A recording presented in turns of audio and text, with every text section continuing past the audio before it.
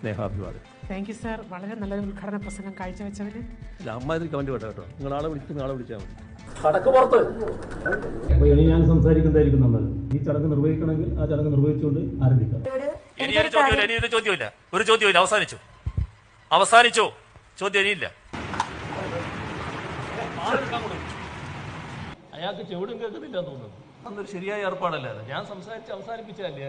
വേറെ ജീവിതാനുഭവങ്ങളുമായി 80-ാം വയസ്സിലെത്തിയിരിക്കുകയാണ്. ഒന്ന് തിരിഞ്ഞു.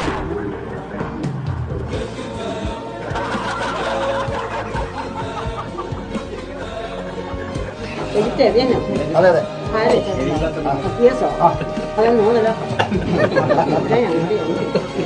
ചെറുപ്പത്തൂർ മത്സരാജന്മാരുണ്ടോ? നമ്മൾ വീണ്ടും അധികാരത്തിൽ വന്നു. എത്ര സഖാക്കളെ